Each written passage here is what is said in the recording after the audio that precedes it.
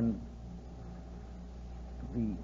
getting the spiritual side of the program just now. And I don't know, I think you have a very spiritual group here. Anybody that reads chapter 5 and then has a raffle is very church-like.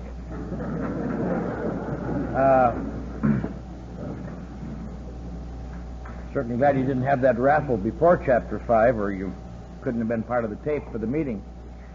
I also would like to comment on the confidence that the committee has in me. It always gives the speaker a wonderful feeling when they pass the baskets before he talks. Just in case they all get up in the middle and say, "Oh, screw that son of a bitch, I'm cutting out." You know. I hope you didn't get much. I'm glad to be here tonight. I want to thank my host, Wally, who's been very gracious. He and Hal came out to the airport. Hal is part of his campaign to recognize AAs when they get off the plane when you don't know who they are. And I guess he recognized me because I was the only one who didn't look serene when I stumbled off the plane. That's him. I want to thank Wally and his wife for picking me up and taking me to their home and having a nice dinner. And I have a bed to sleep in tonight with a canopy over it. I feel like Louis the 14th. And my own bathroom. And I thought, isn't this touching? In my own bathroom. There can't be any cruelty in such people. But just now I was coming to the meeting, I was going in there to rinse out a few things. And right on the counter in my bathroom is a hairdryer, which is a cruel joke. It's a cruel joke. Just about 10 years late with that, Wally. I want to thanks a lot. You're really doing a nice job. If I had a wig like that, I'd wear it too.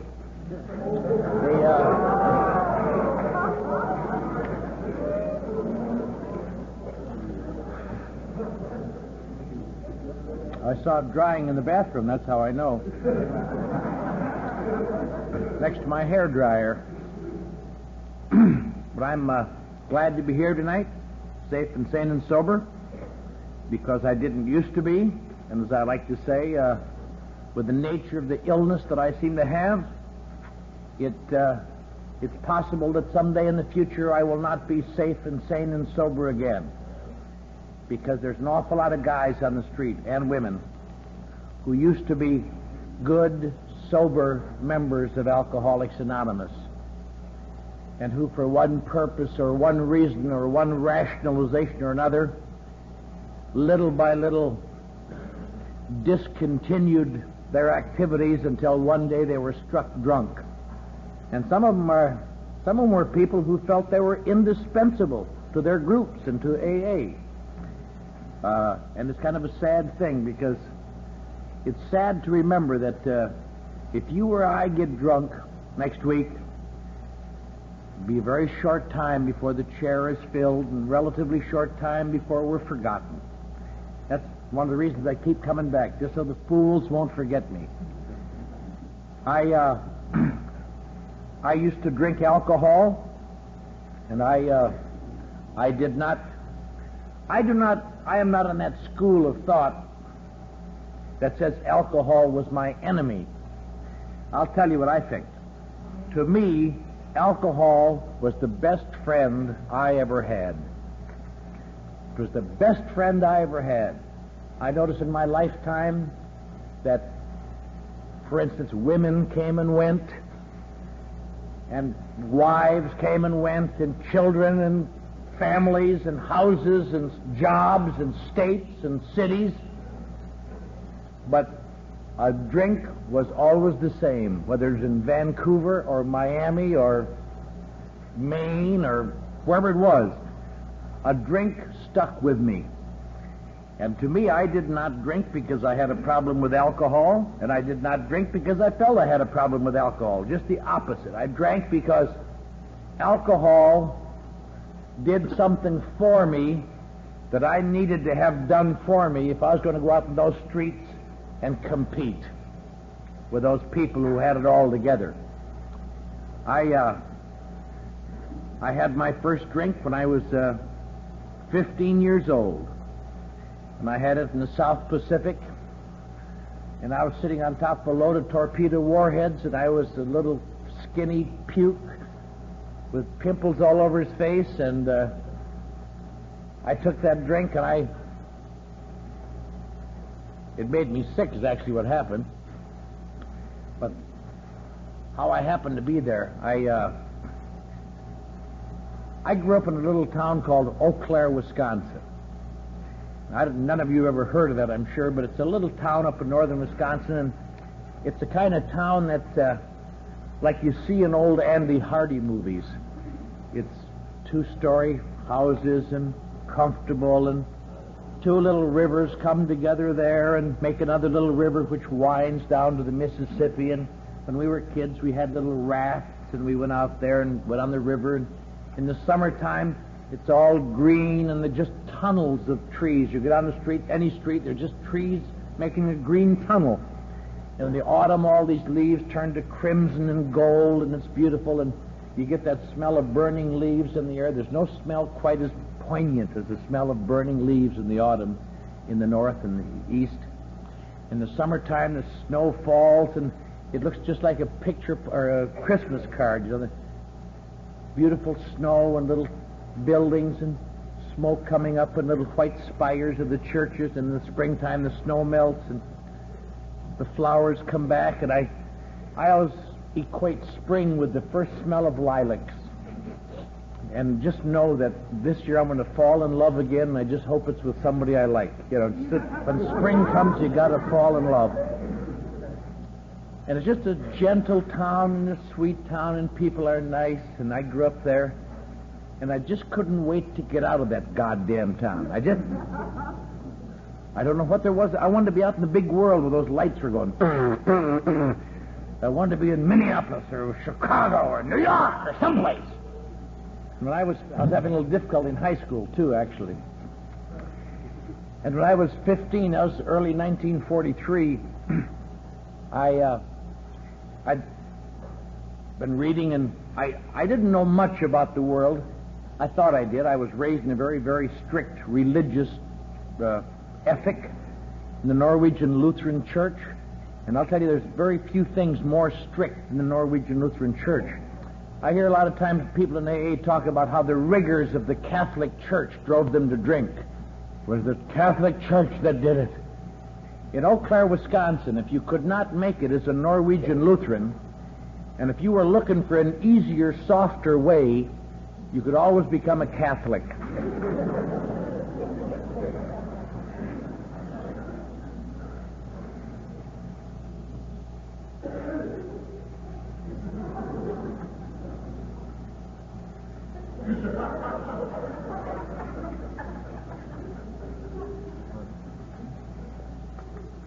That's the way it is when you're paranoid. You just have to... No, but we're sure sober.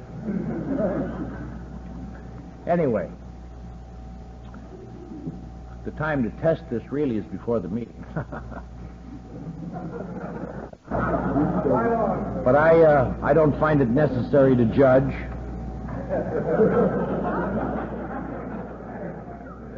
I now do it by choice.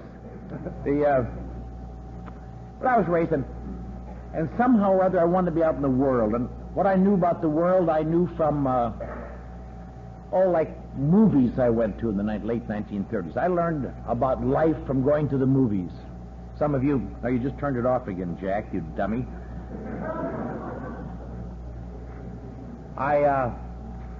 Maybe some of you in my age bracket might remember those late movies. You know, by the early 1940s, I thought I knew all about life by watching Warner Brothers movies. I had learned how to walk the last mile without flinching. I had learned how to bang my cup down during a prison revolt. I had learned how to duel Basil Rathbone on the steps of Nottingham Castle. I had learned how to die of cancer. The only thing I hadn't learned much was how to live in the world. But I thought I knew all about it, and in 1943, what little I knew about the world, again, was from Life magazine. I knew there was a war on, and looked romantic in Guadalcanal and North Africa, and I wanted to get out there in the world, and always had this terrible lust for life. And so in the Easter vacation of 1943, I was a junior in high school, and I was having some difficulty because of my attitudes, and I didn't like this crappy town and these crappy restrictions. And so I told my mother I was going to go to Superior, Wisconsin, and see my aunt. And instead, I hitchhiked to San Francisco. And I got to San Francisco, and I found a guy who showed me how to get some phony ID that same day. And the next morning, I joined the National Maritime Union. And that afternoon, I shipped out on a Liberty ship called the SS Louis Pasteur on a load of torpedo warheads going to the South Pacific. And about 6 hours out of port, I suddenly realized, oh, Jesus, this isn't it either. This is not it. And I told the captain that I had changed my mind, and I thought I'd like to go home and visit with my mother. And he told me to dummy up. And that night I was in a forecastle. Forecastle is a room on a ship where people sleep. And I was really kind of afraid and scared, and I was way over my head. I thought I was too slick for Eau Claire, Wisconsin, but I wasn't slick enough for this, I'll tell you. And I was in there with 3 of the worst types of people.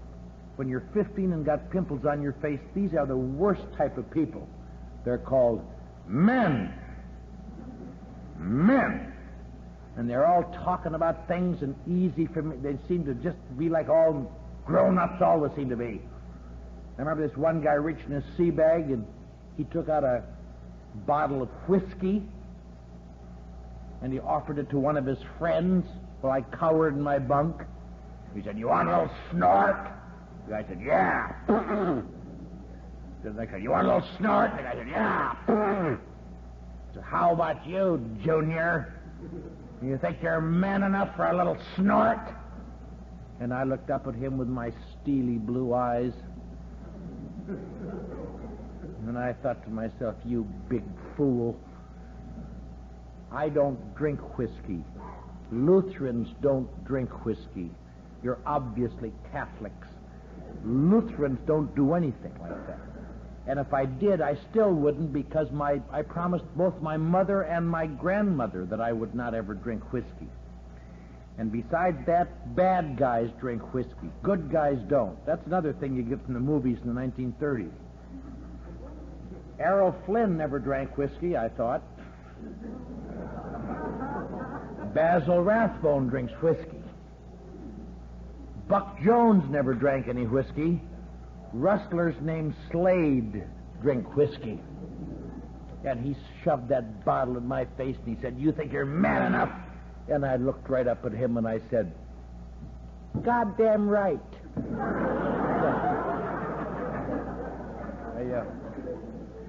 I've always been a little weak under peer pressure, actually.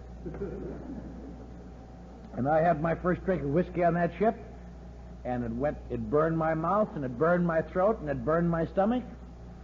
And then it turned around and burned my stomach, and burned my throat, and burned my mouth, and my ears, and it was just dreadful. And I just thought to myself, God. And what I remember most about it, I can still almost hear it sometimes, is the sneering, scornful laughter that I recall of those guys going, "Ha ha ha ha ha! Too much for you, punk!" And there wasn't anything I wasn't big enough to do anything about it. I thought later what I might have done is get one of them to lean over and say, "Hey, lean over." And he'd say, "Yeah, take that." You know. But that is not really a stopper. I'm glad I didn't think of it.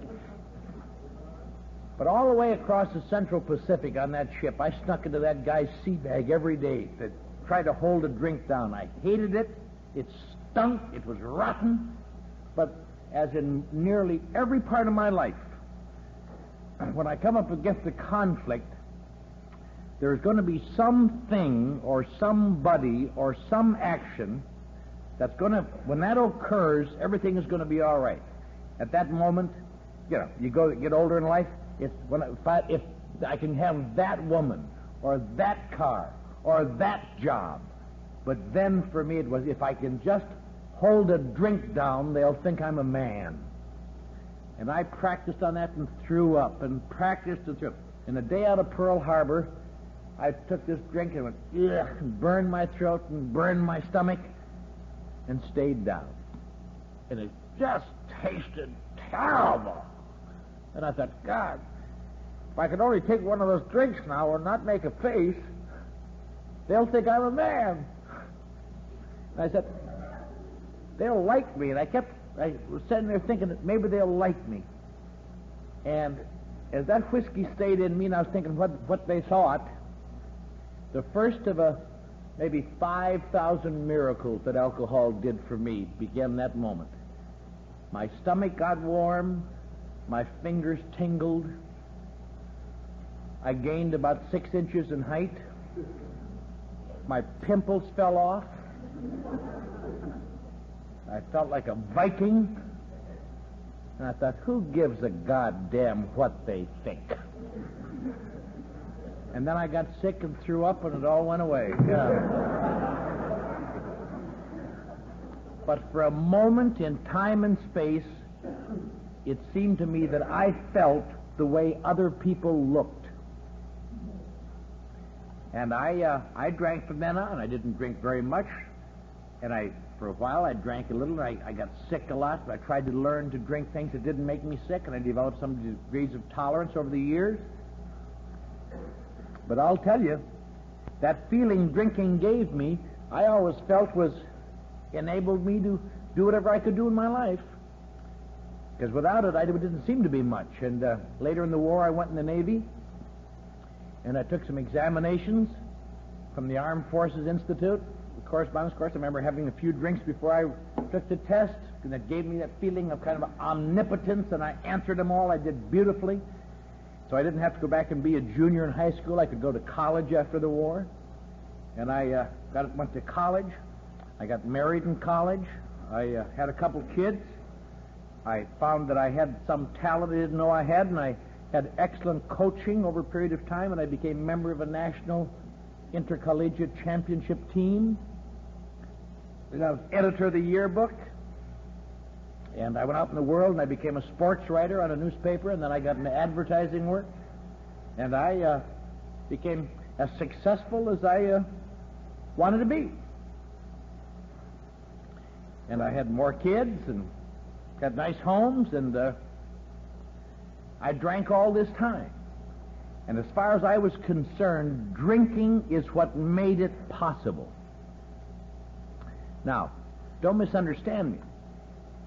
I had problems, and I had some severe problems, I felt, but they were not problems that I could really identify other people as having, at least not to the degree I had. I suppose in the early 1950s and thereafter, if I would have had a lie detector test and somebody said to me, what are your problems? And I gave them what I considered to be my problems, the needle wouldn't move an inch. If I would have said something like, my problem seems to be that somehow or other I seem to be more sensitive to things than other people seem to be. Another problem that I have is I seem to be too easily rejected. I can sense rejection when other people can't, and I feel rejected. In fact, that's one of the great things drinking did for me. When I'm sober, I am so easily rejected, but when I got just the right amount of alcohol in me, and I go up, for instance, to a woman and say, hey, you want to go out? And she says, no. I feel sorry for her. Too bad, baby. You missed it. Yeah. But when I'm sober, I want to hang myself. There's the difference. I seem to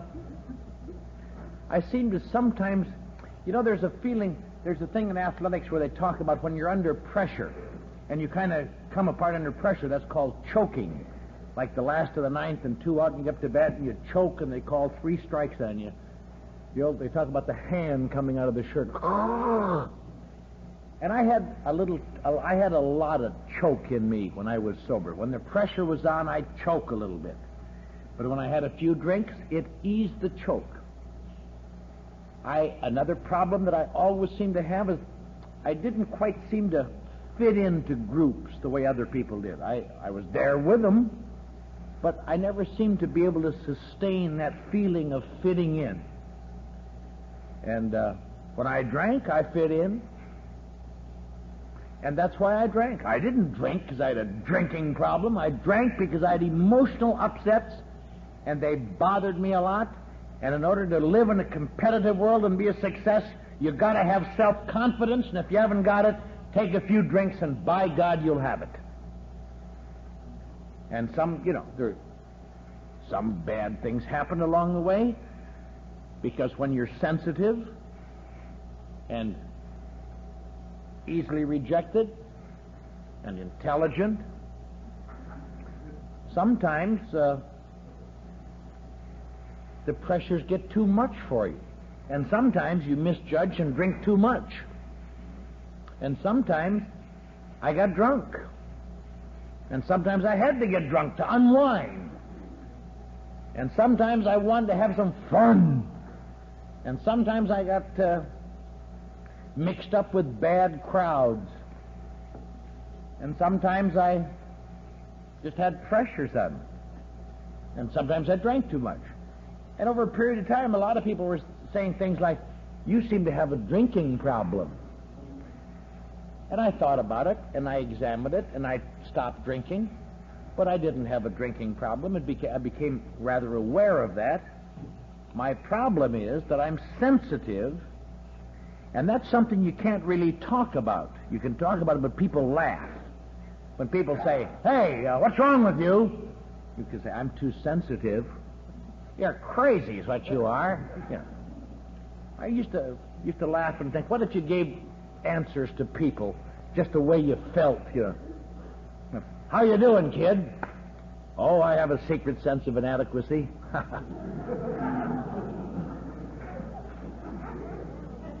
"How you doing?" "Oh, I'm afraid." "What are you afraid of?" "Beats the shit out of me, just afraid." I don't know. You discover quick these are not the right answers.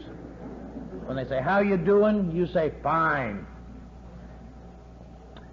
And because of my sensitivity and my emotions that I tried to keep level, I went to analysis for a while. I was making pretty good money. I got into analysis. And I discovered a great many things that made me that way. He told me things that I barely remember telling him.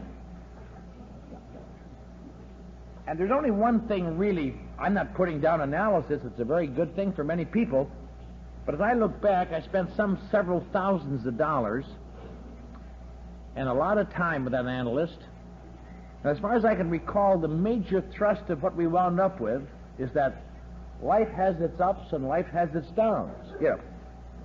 Well, that was good to know. And I knew a number of the reasons why I was the way I was, according to him. There's only one thing wrong about that, in gaining self-knowledge of what makes you this way. It doesn't change anything, it just helps you describe it better. It keeps on going, except now when people say, "What the hell's wrong with you?" you can tell them. It's like being on the deck of the Titanic, and you hit your iceberg, and everybody else jumps into a boat, and you go around looking to see exactly what happened. And by the time you find out, you're going down, you know. It don't seem to make a hell of a lot of difference. No matter how much you know, it doesn't help. And this discouraged me, because I figured this analyst could do it. And then I started getting a little moody once in a while because of the injustices I found in the world. That's one of the marks of the young, dynamic man. You cry out to the world, "Justice! Give me justice. Justice for all mankind, but especially me. As you get older and wiser, you begin to realize that's the last goddamn thing you want. You know, the cry becomes, mercy, mercy, for God's sakes. Maybe I have a relative working there, you know. But when you're young and you think justice is going to make it, and there's a lot of injustice in the world that can't be changed, or can't be changed when you want it to change. And I got moody sometimes, and sometimes I got moody, and when my moodiness and my upsets and drinking too much all came together at once, strange things happen from time to time. Not the fault of the drinking, fault of being surrounded by idiots. Like, for instance, in the summer of 1954, I was working in a big advertising agency in the Midwest, and I had just won an award from the Junior Chamber of Commerce as being one of their Men of the Year, and I had won a plaque for my writing, and I had a home and a couple kids, and this was in July of 1954. Unfortunately, one of my moods was just overtaken me, plus one of my drinking bouts, plus one of my sensitivities. And by December of 1954, I was playing piano in a whorehouse in San Francisco. Well, I'm not putting this down, but I'll tell you this, it's hard to work into your resume later.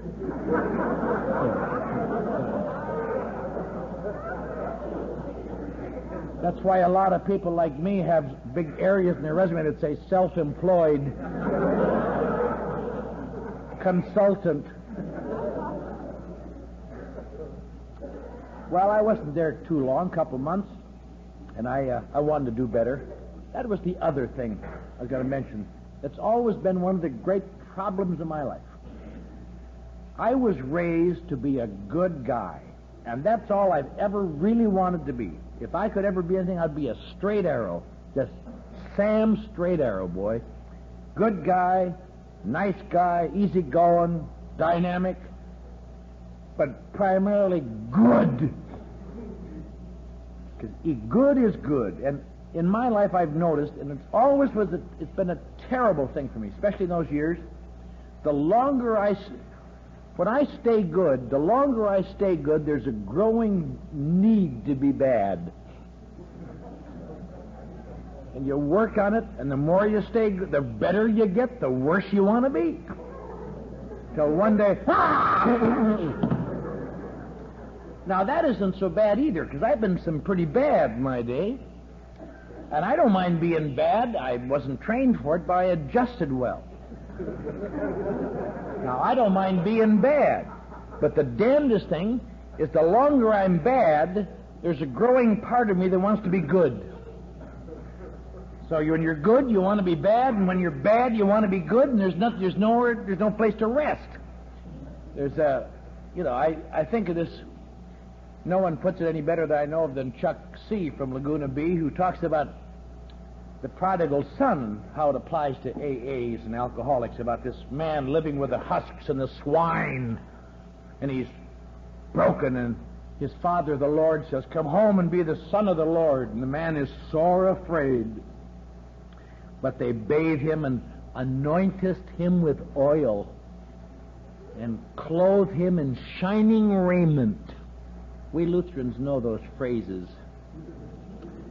And he came home and they killed the fatted calf, and he was still afraid. But by the time they got done eating, his brothers were there, and everybody was happy ever after.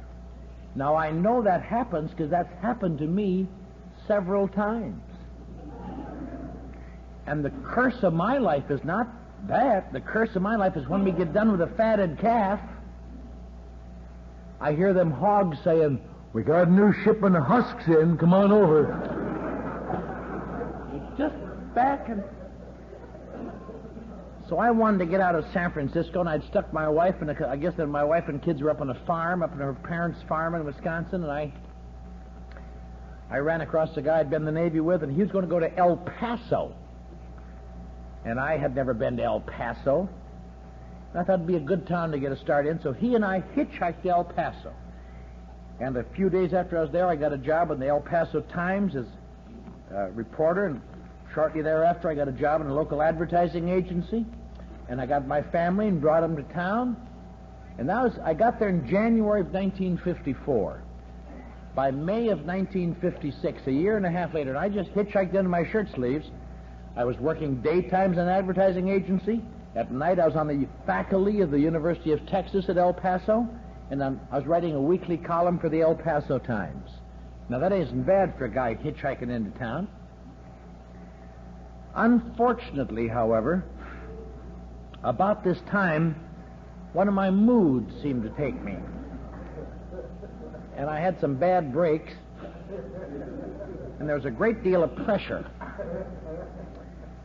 And the next month, I happened to be put into the Texas Insane Asylum at Big Spring, Texas. Well, that's another resume buster, baby, I'll tell you. And I was put in there, I'm happy to say, not as an alcoholic, because I never was an alcoholic.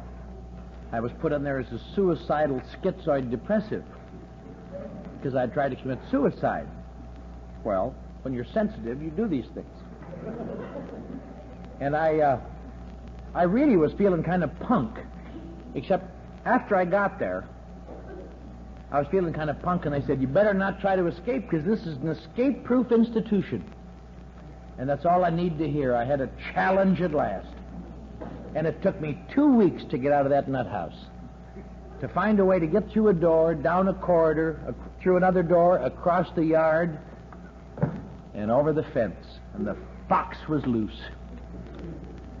And the trouble is, you don't realize till you get over that last fence that what they say is true. It's an escape-proof institution, but you don't know it till you get out. I don't know if you've ever been in West Texas, but you suddenly realize they can see you running for 3 days in any direction. And you feel like such a dummy in your white bathrobe, just... And it's just a matter of time till those field glasses pick you up. Well, there goes that little Yankee son of a bitch now. And they snatched me back, and they gave me 3 months of electric shock treatments for that. And I never tried to run anymore. In fact, after 3 months of electric shock, you just, I was 48 electric shock treatments, which is the maximum you could get in the state of Texas. It took me 3 weeks to get my name, you know. And by Christmas, I'd come to some degree of, I was thinking about that recently, you know. They had seen on my record, in May of 1956, I'd been on the faculty of the University of Texas El Paso at night, doing the dramatic direction and staging for the grand opera Mephistopheles. That was my job. And so the following Christmas, they allowed, as part of my therapy, they allowed me to direct the Christmas pageant in the nut house. I was a little groggy from everything, but it was about a second grade level, so the entire student body could get each nuance of the performance. The director's main job, as I recall, was trying to keep the 3 wise men off the Virgin Mary who got the curtain open, you know. I just want to worship her. Get back, Lamar Jean. And I started the hospital newspaper in the spring, and I had a hell of a time getting out of there. Because I was in there, I was supposed to stay in there till I got well. And man, if I hadn't found a way around that, I might have had to call in my talk tonight. Because there was no getting well, and I finally beat my way out of there because they started an alcoholic ward, and I laid some story that thought I was an alcoholic, and I had been going to AA.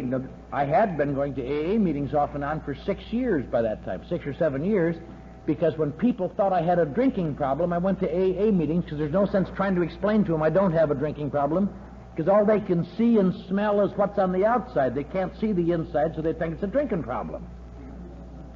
So I went and gave them all the AA crap I'd ever heard, and I finally got to that nut house. And I was ready to reform again, boy, I'll tell you. And some people thought I'd reformed and really changed my act, and I thought I had.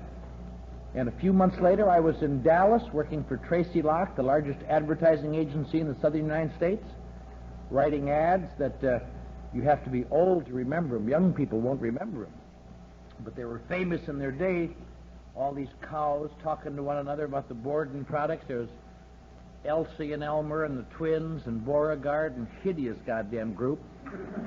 And I had a home in Highland Park, which is a nice suburb north of Dallas. And I drove every morning in my Buick convertible that I just bought on time down Turtle Creek Park into Dallas. And I won an award after I'd been there just 3 months. And everything was fine. Had our 4th child born, another daughter born. Had 4 little girls, and I really had it going. Unfortunately, however, one of my moods combined with one of my drinking bouts. And shortly thereafter, I woke up one morning, and I wasn't in Dallas. I was in the Phoenix drunk tank. And the guy had just taken his boots and kicked my front teeth down my throat. And fortunately for me, I'd been in psychoanalysis some years before, and I was able to identify his problem.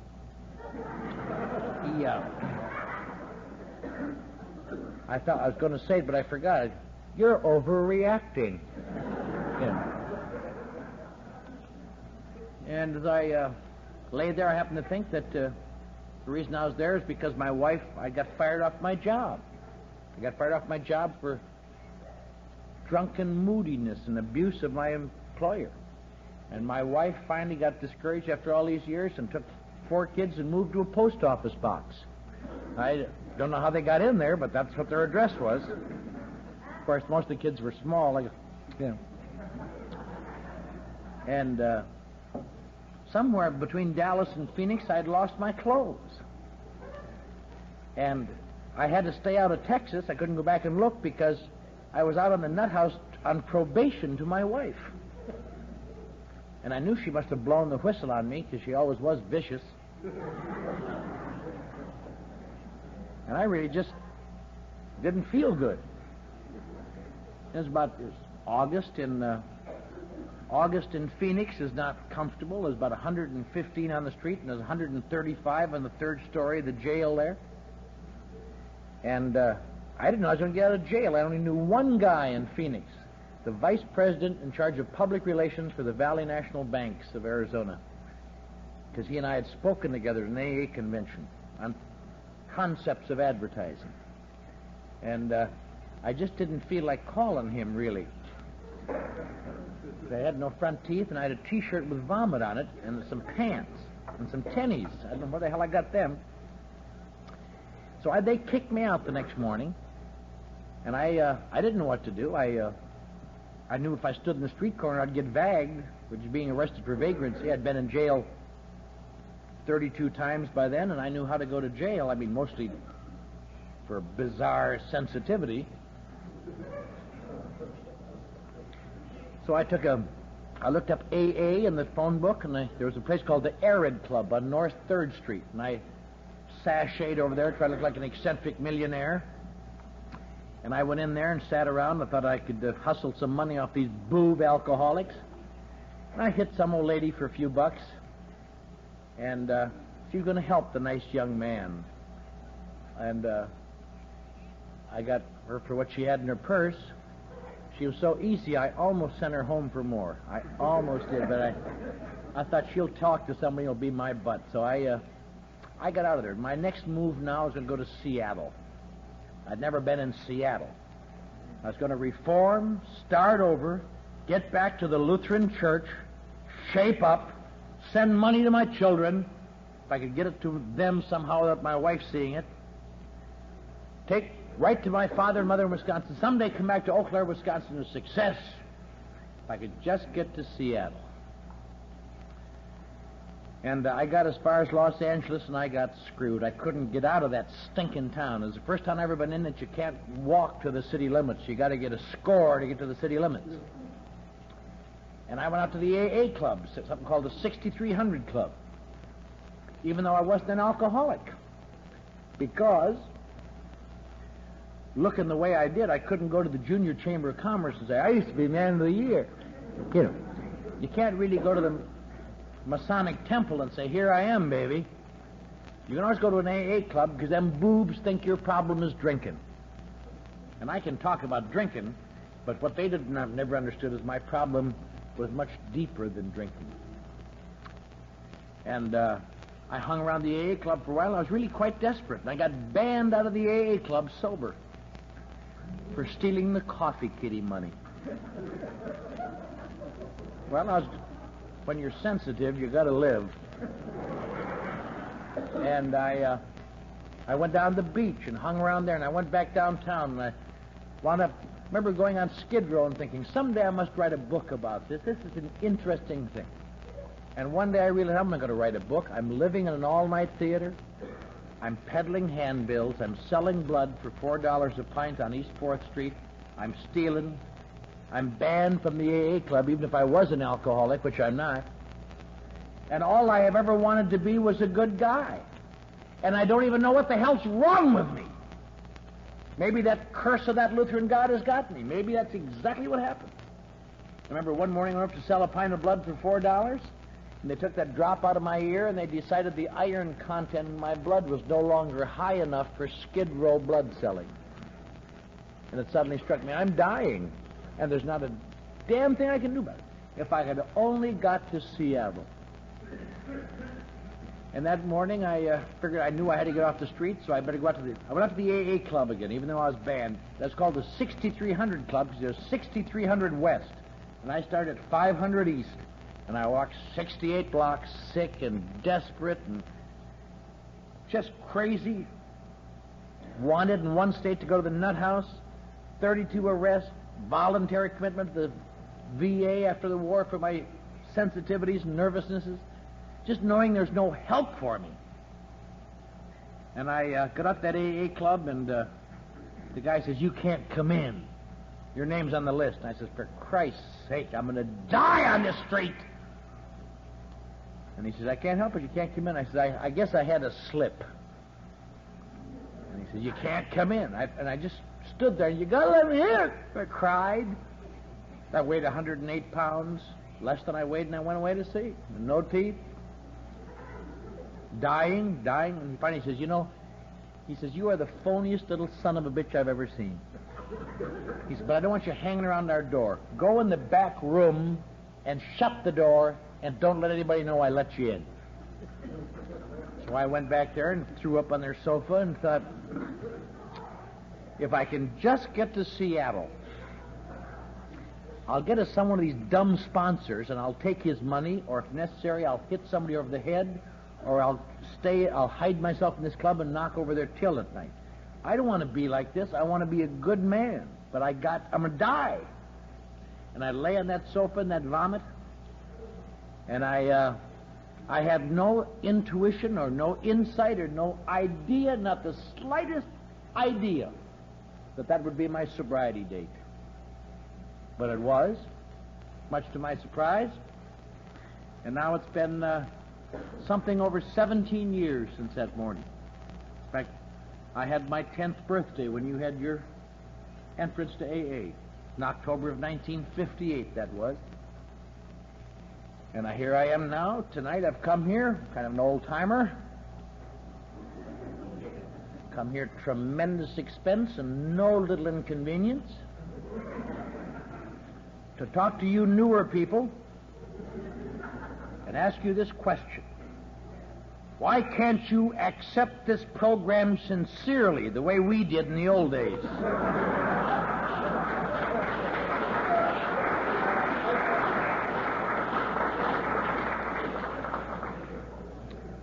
That's a long time to go without a drink, 17 years and some. And I haven't had any medications, any pills for my emotions. Some areas that just seems terrible. I haven't little groups of around AA from time to time, 3 or 4 boobs get together and they say, hey baby, book doesn't mention pot.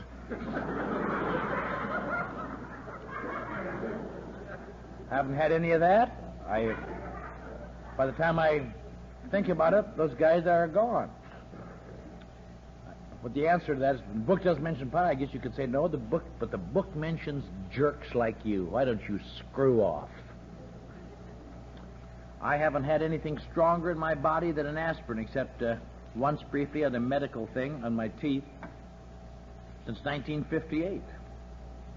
And the best psychiatrist I ever had told me that sooner or later I must always have some degree of tranquilizing or sedating drugs because of the intensities of my emotions. He told me that in the early 1950s. And I haven't had any of it for 17 years. And what's even more amazing, I have had no therapy except that which is found in Alcoholics Anonymous since October of 1958. I haven't even been privileged. I got in AA too early before I realized it needed special help to stay sober. And it makes a nice story. And you can see now I don't weigh 108 pounds. I have a wonderful smile. Should be. It cost me a lot. I'm well dressed. I got a couple bucks in my pocket, and I could spend the rest of the meeting telling you how wonderful it's all been. But you know, that's one of the sad things sometimes about AA, is that we talk about how bad it was, and then we talk about how good it is, and sometimes we forget to give one another the benefit of our experience of how you get from one to the other. It's easy to say, it was terrible, now it's wonderful. What happened? Don't analyze, utilize. Yeah. And I think I'd like to take a few minutes tonight. I might stay here a long time. It's cold outside. I'm not used to it. But I take a few minutes, if I may, to tell you a little bit of what happened to me, or what changed my life. Let me say this. The most important thing that I told you tonight, I said when I first got up here, and we take it for granted, but this was the most difficult thing for me to accept in my life. When I said, my name is Clancy Immisland, and I am an alcoholic, because I would have bet my life, and did, that I was not really an alcoholic, or if I was some kind of an alcoholic, I was a special alcoholic with different emotional problems, as this book mentions. When I was new in the 1950s, they used to say a lot of things like, well, no matter how things look to you, if you keep going to meetings and stay sober, how these things look to you will change. And really? You can't change facts. These things are, you can't change them. These memories, these sadnesses, these emotions. And I'll tell you, over the years, it's true. Nothing really changed in the past. The same emotions that used to kill me, when I look at them differently, are a long way from killing me. The same things that what might have been that used to kill me don't kill me. The same if-onlys that used to eat me up don't eat me up. Just about everything in my life that I look at looks different to me. The same facts look different to me. It's a change of perspective. AA does not change facts. It turns out it changes your perspective so you see them realistically, or see them as they are. There's only one thing that I had trouble with. I couldn't see how I was going to change the one great problem, because in my heart of hearts, I really knew as well as I knew anything. But my problem really isn't alcohol at the bottom. Alcoholics are people whose problem is alcohol. I have other things that these people can't even understand. And oddly enough, over the years, that is the only feeling I have never had to change. In fact, tonight I am more convinced than I was in 1958 that my problem is not and never has been alcohol. What do you think of that? Now, that sounds a little heretical, doesn't it? But I'll take it a step further. We are entitled to speak our own opinions here, and since I'm speaking, I'll give you my opinion. You can leave your opinion in the hollow tree. I'll read it tomorrow morning. In my opinion, if your problem is alcohol, you're in the wrong place, and you shouldn't be here. Now, how does that grab you? Sounds dreadful, doesn't it? But I want to explain that to you for a minute, because my life was changed when I began to understand that. If your problem is alcohol, you're in the wrong place for two reasons. One, AA has no treatment for people with a drinking problem. Two, if you have a problem with alcohol, you don't need treatment. Now, that really sounds getting weird, but I'll tell you something. If your problem is alcohol, and if your life is pretty all right, except when you drink, and then drinking causes you a great deal of problems, I'm going to give you an answer to that problem so you never have to go to another meeting as long as you live. Don't drink. That's all there is to it, baby. If you got a problem, if your life is okay except for alcohol, don't drink alcohol. You know, if you loved orange juice and drank 2 glasses every morning, and finally, over a period of years, it became toxic to your system, every time you took a glass of orange juice, your nose fell off, and you went to a doctor and said, "Hey, my nose falls off." He says, "It's the orange juice." "Can't be. I've been drinking it every day for 30 years. Can't help it. You can't drink it anymore." You might drink 1 more glass just to make sure. But you wouldn't drink any more orange juice. You don't have to get a sponsor. You don't have to call up people in the middle of the night and say, "Could I just lick a skin?" You just don't drink it. If your problem is alcohol, baby, don't drink it.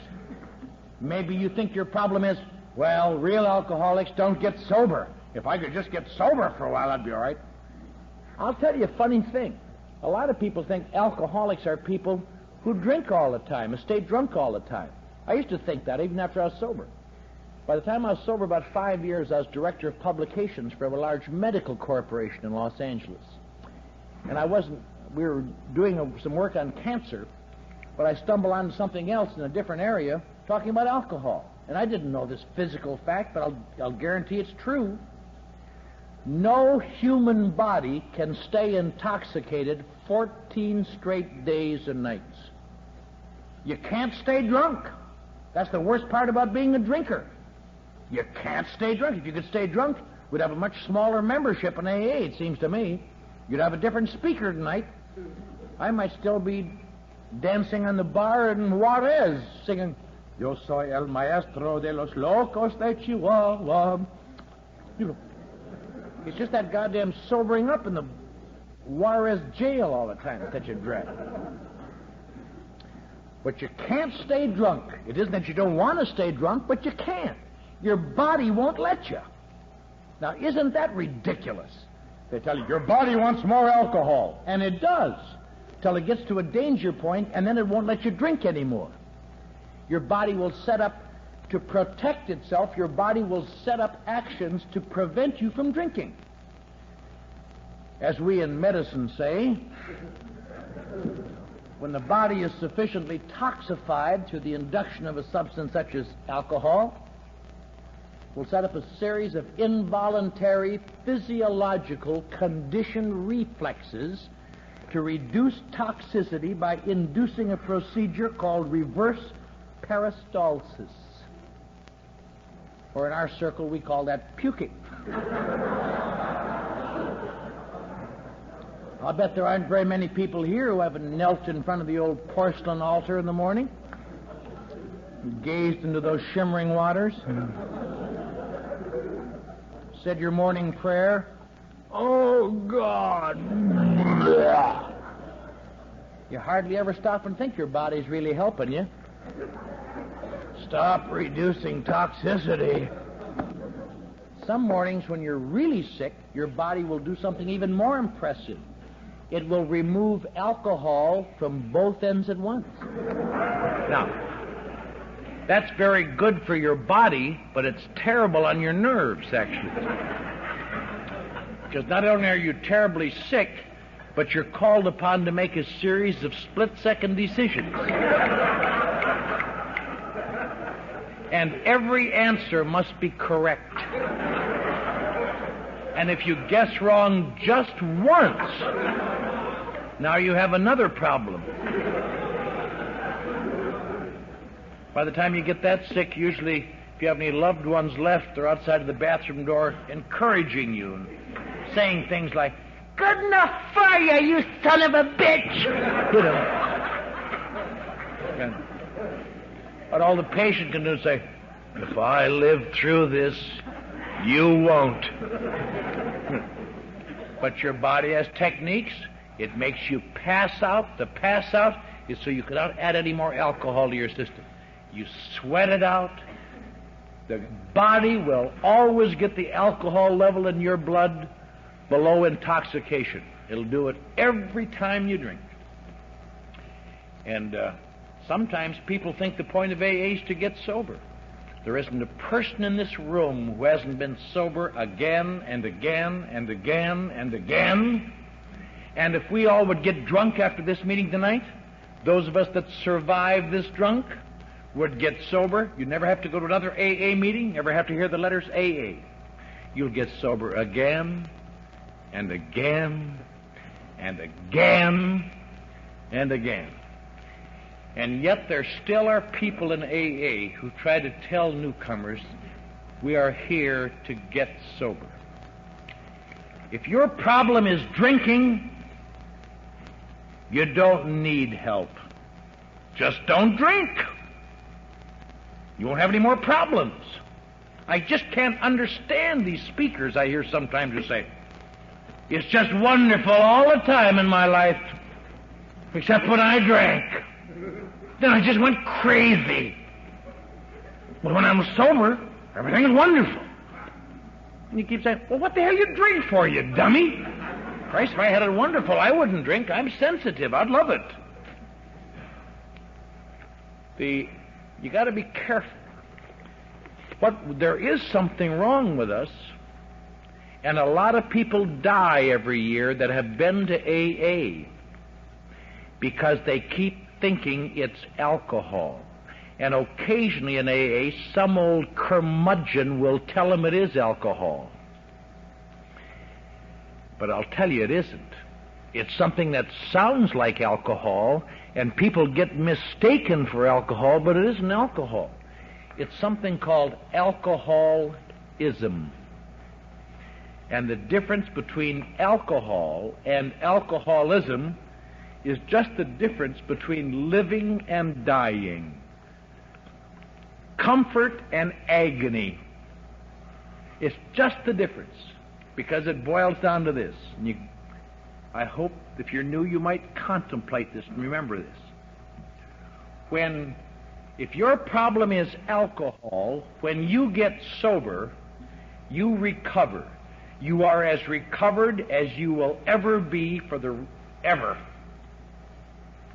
In the disease of alcoholism, which is partially an alcohol problem, when you get sober, you look to everyone and to yourself as though you've recovered. But you haven't recovered, because in alcoholism, the other side of it is what kills alcoholics. It's because then you go underneath, you go underground, you get into areas of emotions that sooner or later in the alcoholic force him to have to drink again next time, sooner or later. That's the difference between being sober and recovering, and being sober, getting into emotions that make you drink till you get sober. That's called alcoholism. That is what alcoholism is. And most people who die from alcoholism die waving one flag. But damn it, I'm not an alcoholic. I've been sober a lot. Or I'm not an alcoholic. I haven't been on Skid Row.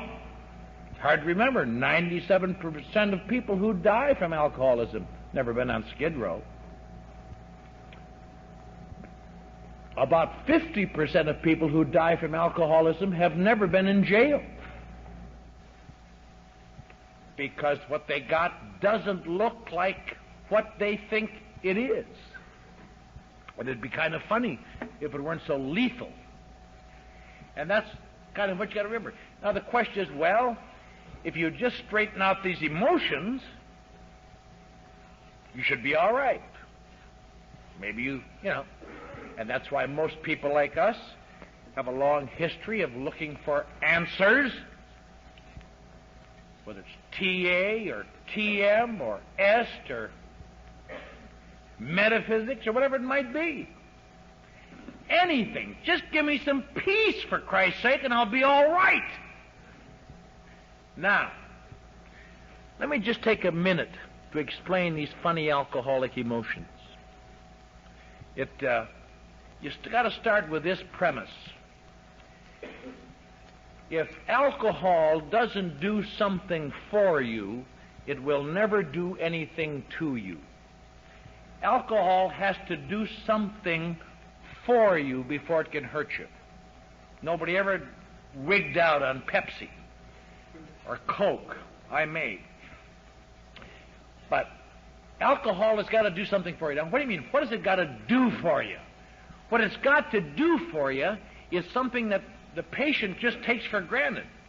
He doesn't realize that there's only 6 or 7 out of every 100 drinkers that alcohol does something for significantly. You know, I know what I drink to. In the last analysis, you could say that alcoholics drink to adjust their relationship to their environment. Now, a lot of people like us, I remember sitting in bars having martini with guys from work, and they'd have a half of one and go home, and I'd have 2 or 3 and sometimes more. And what that proved to me, they didn't have the troubles I had. I didn't realize martinis didn't do for them what it did for me. It didn't adjust their attitude to their environment. You know, in fact, it's a kind of a funny thing in AA. You hear people say, I'm a social drinker. Maybe I'm just a social drinker. Why can't I be a social drinker? Would you really want to be a social drinker? Really? Would you want to be one of those people who just drinking doesn't do it for? Can you imagine how terrible it must be to be a social drinker, have your back to the wall, the hounds of fate leaping at your throat, and you take a drink, and it goes, blah, blah, blah, blah. And now you got all the problems you had before, except you're getting dizzy. And you hear those poor people say, oh, no more for me, I'm starting to feel it.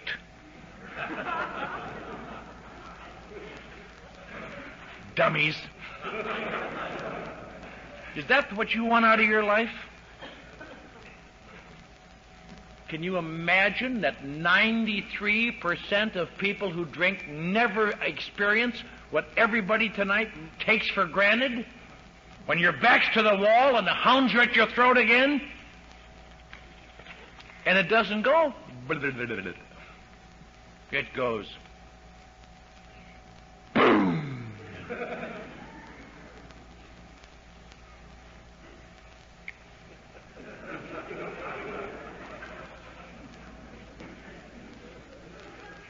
Come on, you household finance son of a bitch, I'm ready for you. That has changed no facts, but it's changed my perspective. In fact, I just thought about a couple weeks ago, talking to a couple of my babies about that. If you want to see really something sad, see amateur drunks. Don't see them if you can, but the worst night of the year is New Year's Eve. All them amateurs are out there drinking, and they don't know nothing about being drunk. And when they get drunk, they're a mess. I bet there isn't an alcoholic in this room who doesn't have at least 10 or 15 seconds from experience know when they're going to throw up. You know, pardon me just a minute.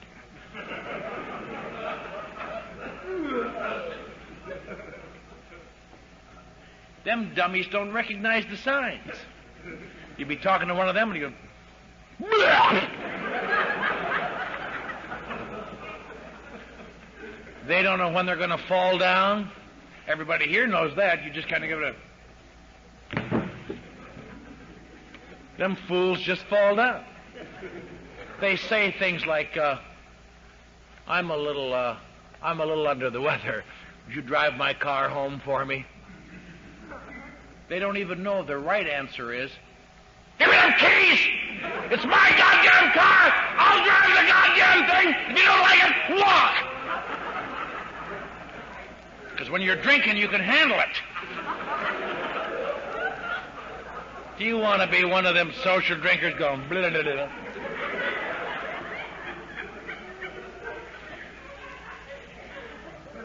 Alcohol has got to do something significant for you before it can hurt you.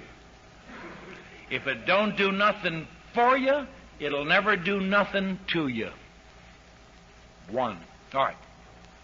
Now, what's wrong with that? It's like alcohol is like instant therapeutic sometimes. I had a couple of years psychotherapy. I was in metaphysics. I read a lot of philosophy. I can discuss Kant and Schopenhauer and Nietzsche.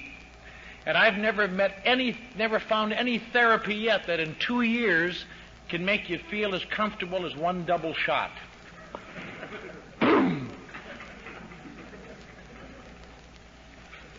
Now, what's wrong with that? Jesus, man deserves a little help. There's only one thing wrong with that, really, and that is it gets back to the old cruel thing about... Let me just say something in 2 or 3 minutes here. I may talk a little over time, but Jack can remember at the end of his tape. Human beings have conflicts. This is not a big surprise. I'm not giving you a psychology lecture. That's just true. The only time that human beings ever are treated as well as they wish to be treated is when they're born. They're born with only one thing going for them, an instinct to live, to stay alive. That's why little babies, you can put a bottle in their mouth and they'll suck it before they've ever been taught to suck a bottle, because they got to do it. And little babies are self-centered, total self-centered little things. And they're born into a world where it's all given to them. When a little baby is hungry, he says, "Oh!" Nobody says, "Why don't you get a job, you little puke?" You know. Give him the bottle.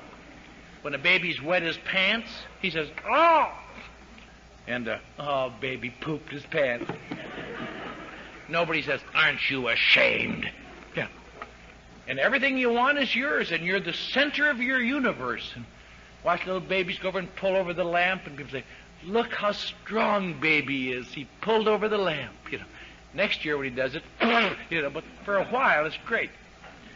Trouble that happens so young when you don't appreciate it, because it's just my type of living. And one day every little baby, sooner or later, little child, goes into a room or a playpen or a play yard or the backyard or a living room, and he runs across some other little puke that up till then thought he was the center of the universe.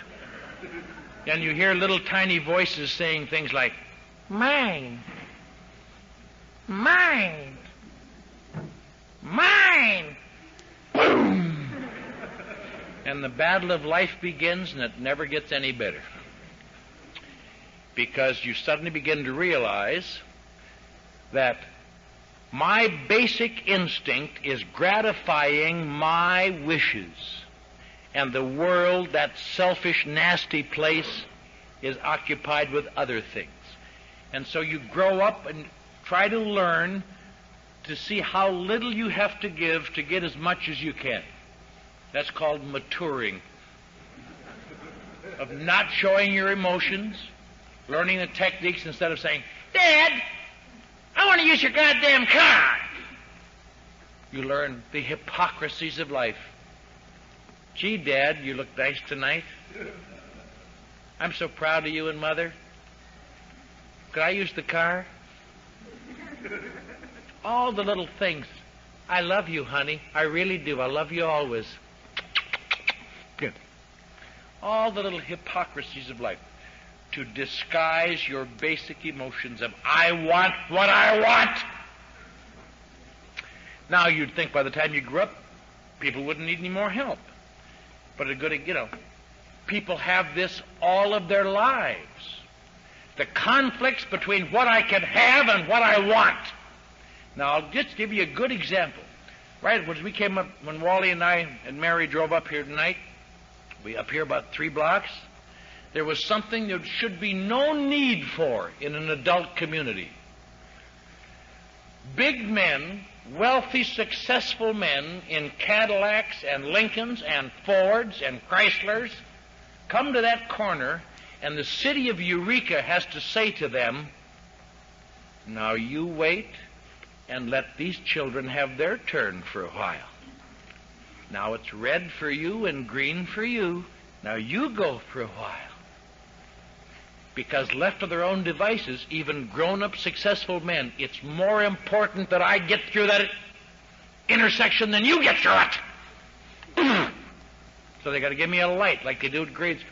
I can't think of a single law, federal, state, city, county. I never heard of a law of society or its legislatures that wasn't to one degree or another designed to prevent somebody or something getting their wishes at the expense of somebody or something else who was unable to fight back.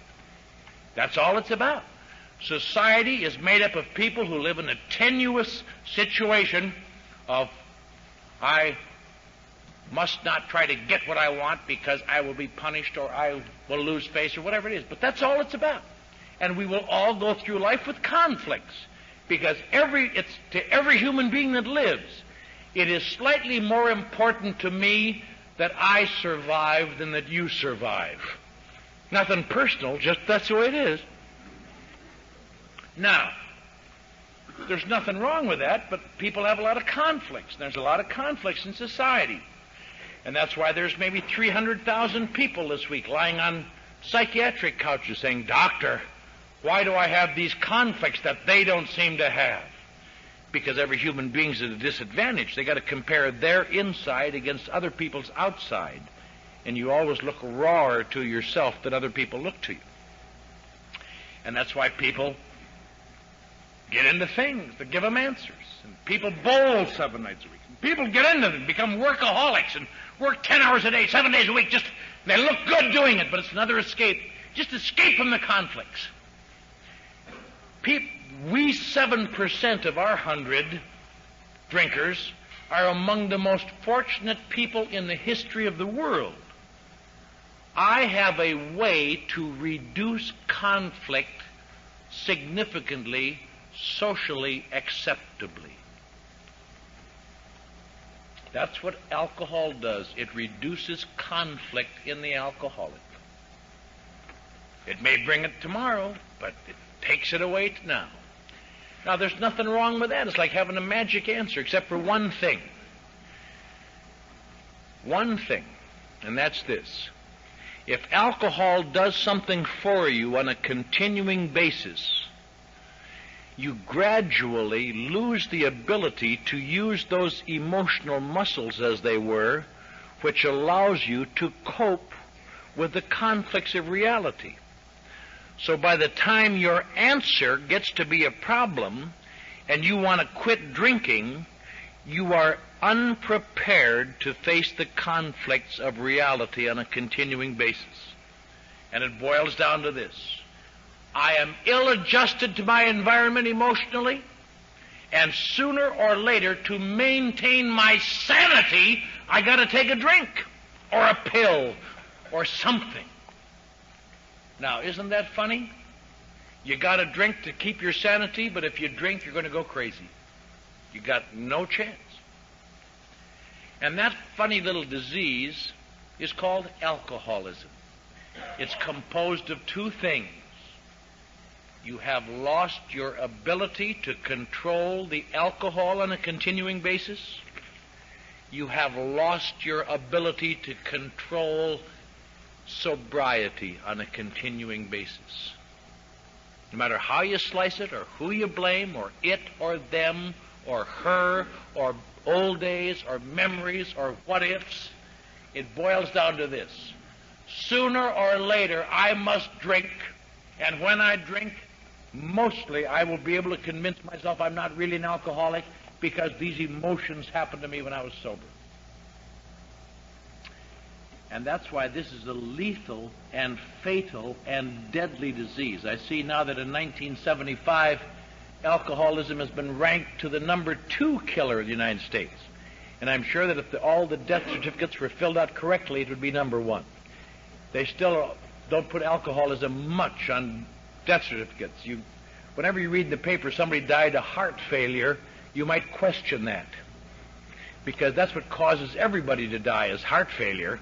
The question is, what caused your heart to fail? That's a nice one. Heart failure is not a cause of death, that's a symptom of death. But the reason that's important to remember that is this. If you think that somehow you're going to get sober and you're going to grit it through, or you're going to stay sober, if the conflicts will go away, you're going to be out of luck. If you get sober and think, well, why do I still have this intermittent terrible pain in sobriety? It's because most people don't realize that is part of the disease.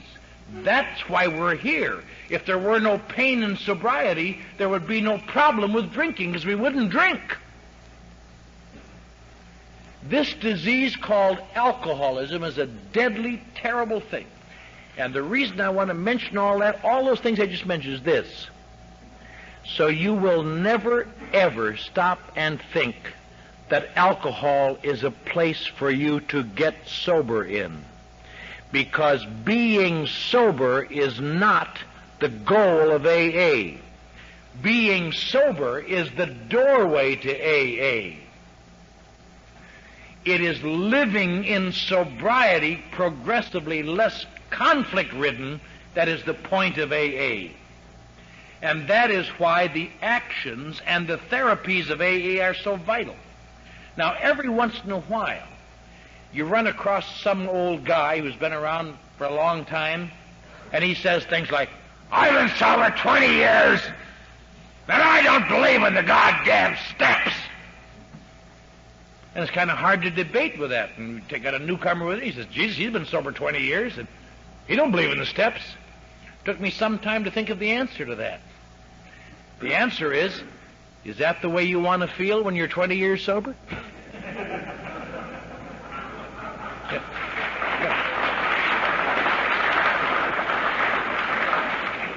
People that can stay sober with that much discomfort aren't as sensitive as I am. I need more comfort than that. And that's why it's important to start to understand, and the thing that saved my life and changed my life was the idea that AA, the things you do in AA are not some sort of gratitude you do to AA for getting you sober. They are ways that over a period of time will adjust your relationship with your environment.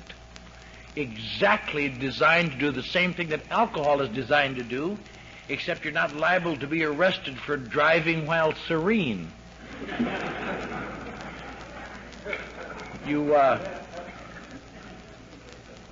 Not very many people get busted for comfortable and disorderly. But sobriety is full of its ups and downs. And we try to ease them off. And no matter what anybody tells you from the podium, no sane person is comfortable all the time. No sane person. I've only known one guy who was happy all the time. And he was the guy in the next bed to mine at Big Spring, Texas. He just... how are you today? Fine day. It's a fine day. And I used to envy that son of a bitch. Think, how does he do it? And it suddenly struck me, as long as he keeps being that happy, he's never going to get out. That indicates he's out of touch. Nobody's ever that happy. What you try to do here, the purpose of these things, is for this. So little by little, sobriety becomes tenable, and then a little more bearable, and then a little more bearable. Then you have some bad days where the bottom drops out, but you got to stay sober through them.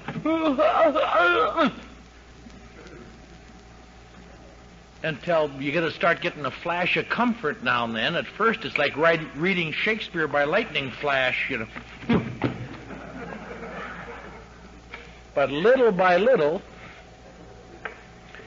the purpose of Alcoholics Anonymous is to enable alcoholics who psychiatrically and physically cannot withstand unsedated sobriety and help them to find a way to live progressively more comfortably in unsedated sobriety. That's all it's about. Do not be deluded by these people who say, AA will take care of your sobriety, then you got to go to the brand X for your emotions.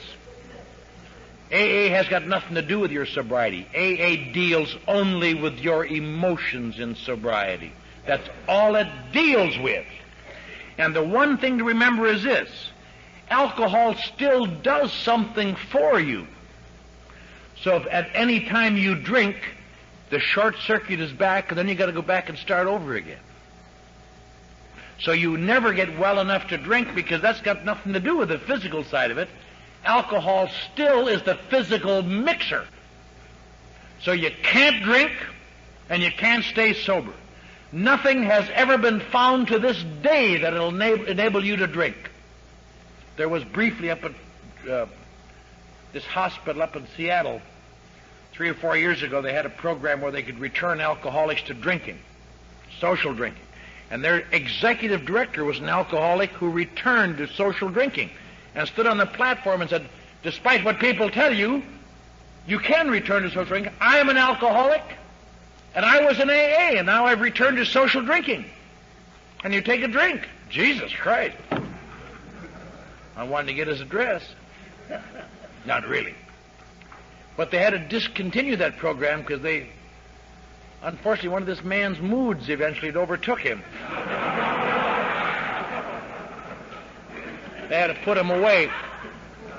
One of the great cures I ever heard about in alcoholism was down at Loma Linda University outside of San Bernardino about 5 years ago. They got a lot of national publicity. They found a way to stop alcoholics from drinking when drinking was available. They put a bar in their hospital, in this ward, and they'd offer guys drinks. You say, want a little drink? The guy say, yeah.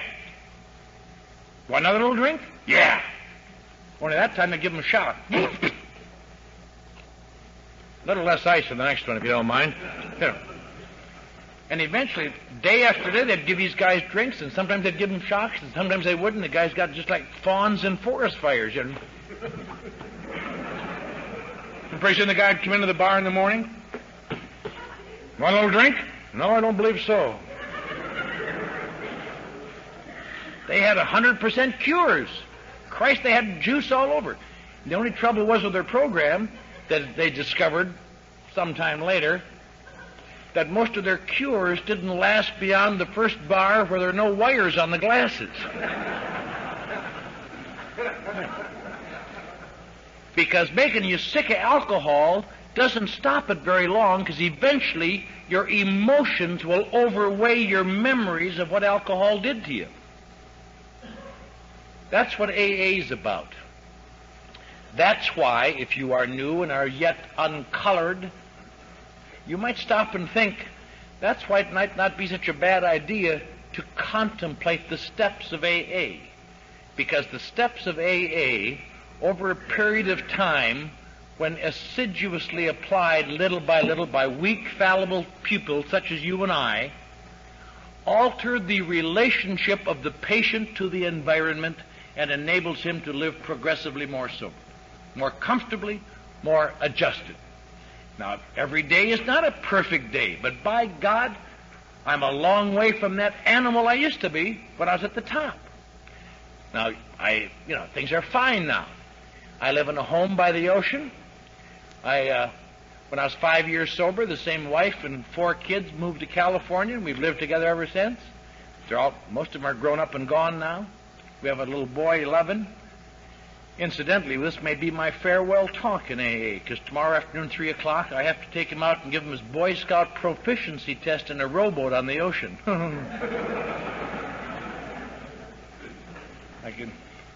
Don't drown me, kid. I'm your daddy. I'm sorry I spanked you. When I was 5 years sober at this medical corporation, and I was 7 years sober, I was in Hollywood in radio and television, got some more plaques and awards. When I was 10 years sober, I was director of public relations for a large oil company. I was 15 years sober, I was director of marketing for a big publishing firm in Beverly Hills. I got a home and a family and a job and kids and There's only one thing.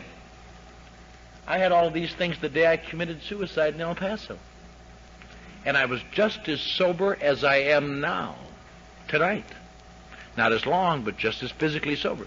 And the reason I committed suicide in El Paso is because both the university and the advertising agency felt my drinking had got out of hand, and they gave me an ultimatum, one more drink and you're done.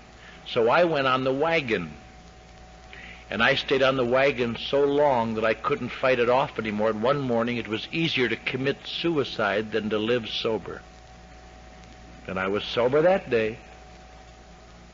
I had all these things the day I hitchhiked out of Chicago in the middle of a blizzard because I had just caused my best friend to commit suicide, I felt, over one of my terrible behavior patterns.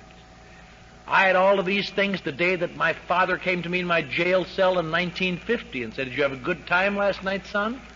And I said, "Not really, Dad, but I'm going to straighten out." He says, "I hope you had a good time because while you were out drunk, your little son died in his crib, and I never want to talk to you again. And these are memories you can't live with." And the funny thing is that with a change of perspective, you can live with them and understand them. And I no longer feel a terrible sense of guilt for those kind of things.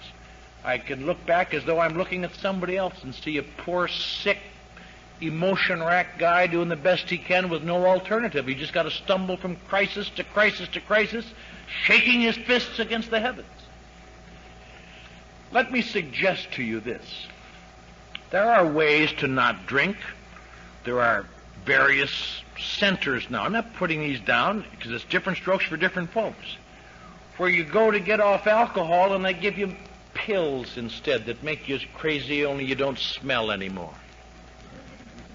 It don't seem to make much difference for people like us. Whatever gets me away, gets me away. Alcohol, they can say, well, Valium is not addictive. I'll tell you something. Alcohol isn't addictive either to those 93 of 100. Librium is not addictive to 93 of 100. But anything that will transform our relationship to our environment is death to us, because we will gradually atrophy in those emotions that we need to build up. That's why it's conceivable you and I might think about this. The purpose of AA is that so tonight, in a few minutes after I have a cup of coffee, I can walk out that door and I don't even have to look at a street sign. I don't care if it says Eureka, California out there, or if it says O'Farrell Street in San Francisco, or if it says Irvay Street and it's Dallas, or if it says Biscayne Boulevard and it's Miami, or if it says Clark Street in Chicago, or 52nd Street in New York, or Burrard Street in Seattle, or Vancouver, or Barstow Street in Eau Claire, Wisconsin. Don't make a hell of a lot of difference. I got to walk out there into an environment where I must reasonably expect to feel comfortable and be able to cope with the problems I find out there, and most importantly, come to understand what causes the problem so I can change the cause that brings about those deadly effects. Not only just in drinking, but in my emotional behavior. One thing I had difficulty with, and a lot of people do, is coming to return to God, because I had such a strict religious training. I was pleased to discover over a period of time As my sponsor said to me, he says, "Kid, there's never any place in this book that says you return to God, that you never return to a higher power. It says something much more important.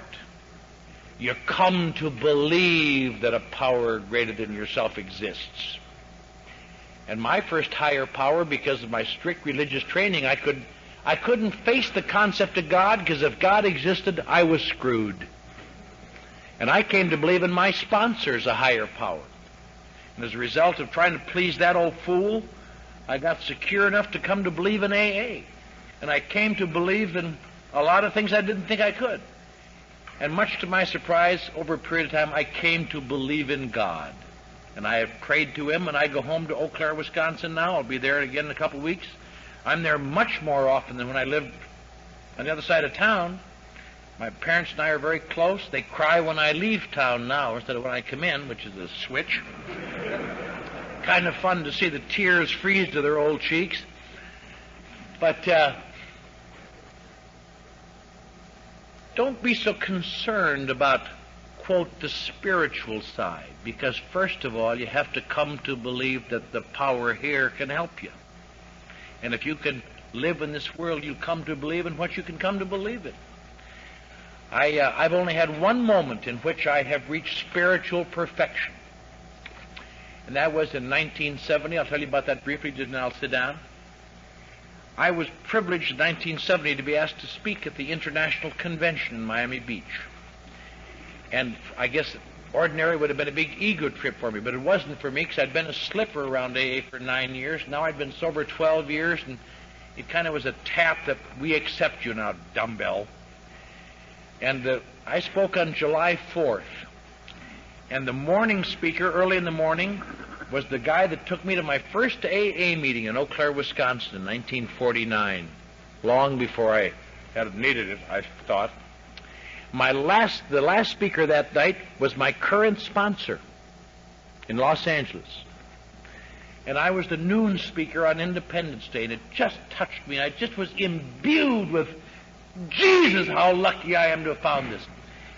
And I had a spiritual breakthrough like you never saw. And I came home determined I'm never going to be cross again. I'm not going to let my emotions run away with me anymore. I'm going to put this program to work without any more of this hanky-pank. And I just exuded love for all. And on Monday morning, I was going down to work. And I got on that Santa Monica freeway, and I had my rear view mirror so I could see the road and me both, because I've never seen myself with this aura. My dimple really danced.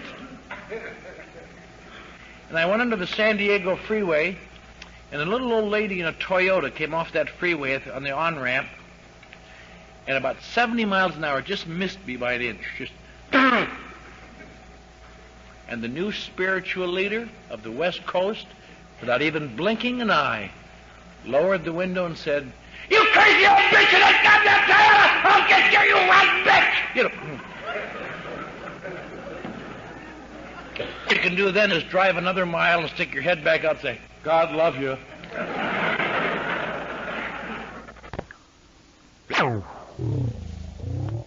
No longer the marketing director of this publishing firm. You know what I do now for a living, for Christ's sake? I run the Midnight Mission on Skid Row in Los Angeles. And I wasn't even going to take the job, but they guaranteed me such a significant decrease in salary I couldn't turn it down. It's not an alcoholic treatment center. It is not an alcoholic rehabilitation place, because I'm not smart enough to be an alcoholic counselor yet. I may be in 20 years, but I'm not now. All we do is we run this big mission on Skid Row. It's the only mission on Skid Row, I think, in the world where there's no religious services, there's no required meetings, there's no required anything. We feed about 140,000 meals a year, and we bed down 50,000 guys, and it must be the only agency of its kind in the world that will not accept any federal funds or state funds or county funds or city funds or church funds. Just it exists on public donations and has for 60 years. And I go home at night and I feel maybe I've done something. And you think, well, Jesus, that's nice to help all those alcoholics. But it isn't helping alcoholics. It's helping broken men, because there's a great many men on Skid Row, a lot of people don't know this, who don't drink at all, who are broken on other wheels. But it's kind of an interesting thing to me. It so changed my perspective. I would have bet my life again that I'd never be in. I spent 15 years getting off that goddamn Skid Row. What am I doing down there going voluntarily every morning? Driving through Beverly Hills to get to Skid Row. And I wouldn't even do it except it keeps me comfortable. And that's what it's about. I wouldn't suggest you run a mission, because I don't know, that's what should be done. But I don't mind running a mission as long as, because when I'm running that mission, I'm not in AA. When I go home, I'm in AA, and I go to my meetings, and I don't try to convert anybody down there. We have 3 AA meetings a week at night, but I don't stay for them. I go home, because I'm not there as an AA. AA enables me to be there to help people of all kinds, not alcoholics. But the point of the whole exercise is this. You got to remember one thing. The basic bottom line of Alcoholics Anonymous, why you should do things, for instance, like get a home group. No matter how many meetings you go to, have one meeting you go to every week so you can start to belong, so you feel a part of things. Everybody in this organization is basically a loner. We got to do everything we can to feel like we're a part of things. And that's why maybe you want to get a sponsor and maybe do what he says, even though you think you're smarter than he is. And maybe you might even want to work these steps over a period of time and gradually make that emotional surrender, so you don't have to pretend to be so goddamn strong, and you can exhibit your weakness once and for all, and on the result of that start to get strong. That's what it's about. You may get the idea that I'm an advocate of Alcoholics Anonymous. And I am. It's the only thing that I've helped. And sometimes people say to me, you don't know what it's like to be sick like I am emotionally. God damn it, I know what it's like to be as sick enough to kill yourself and be put in the insane asylum. I'm just telling you that when all else fails, after you know all about AA, you might try doing it. There's no cliche. They don't say it much anymore. They said it years ago. It's what you learn after you know it all that counts. And what you learn after you know it all is how to little by little use it in your real life. You'll never become perfect. You'll never become wonderful. And people who tell you they've become wonderful, in my opinion, are so insecure they're afraid to tell you that they're not wonderful. What it does for you, it enables you, God damn it, to walk outdoors into any street in the world with your shoulders back and your eyes open and clear and inside, and knowing that I can make it. And knowing you have to start in by getting comfortable in here through painful times, and then get comfortable out there through painful times, and pretty soon you're comfortable in here and out there and live through painful times. And once you could do that, it's worth everything it ever took to get there. Thank you.